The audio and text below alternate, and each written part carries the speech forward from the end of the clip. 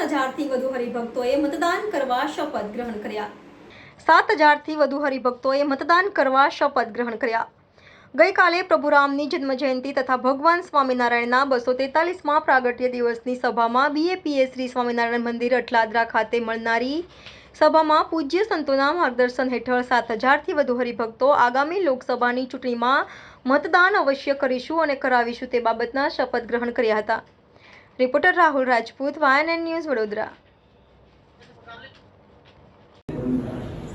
નમસ્કાર. ભારત માતા કી જય. ભારત વર્ષનો સૌથી મોટો મહોત્સવ એટલે આપણા જનરલ ઇલેક્શન્સ.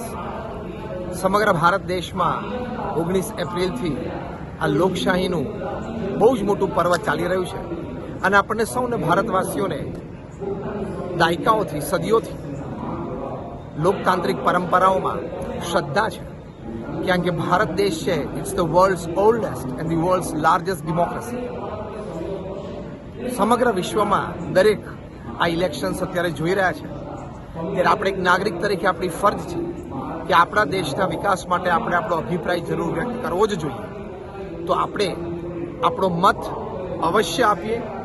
જ્યાં પણ આપણને શ્રદ્ધા હોય, આપણી વિચારધારા હોય, પણ આપણે આપણું એક કોન્સ્ટિટ્યુશનલ રાઇટ છે એ આપણે ચોક્કસ એક્સરસાઇઝ કરવો જોઈએ.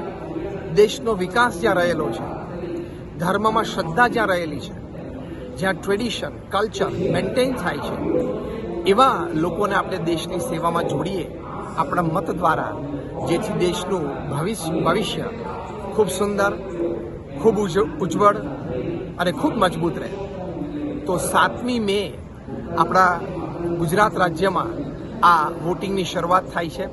તો આપણે સૌ આપણા પડોશી, આપણા મિત્રો, આપણા સગાવાલાને આની માટે ચોક્કસ પ્રેરીએ કે આપણે આ લોકશાહીના આ મહોત્સવમાં રંગે ચંગે ભળવાનું છે.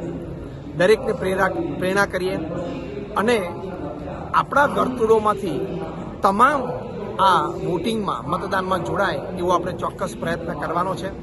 ભારત દેશને આપણે વિકસિત જોવો છે, ભારત દેશને આપણે વિશ્વગુરુ જોવો છે. એની માટે આપણે ચોક્કસ મતદાન કરીએ. ફરી એક વખત આપ સર્વેને અપીલ છે. આજે અહીંયા BAPS સ્વામિનારાયણ મંદિર અટલાદરા ખાતે આ શ્રીહરિ જયંતિ રામનવમીના પર્વ નિમિત્તે લગભગ 5,000થી 7,000 હરિભક્તોએ આ પ્રતિજ્ઞા લીધી છે.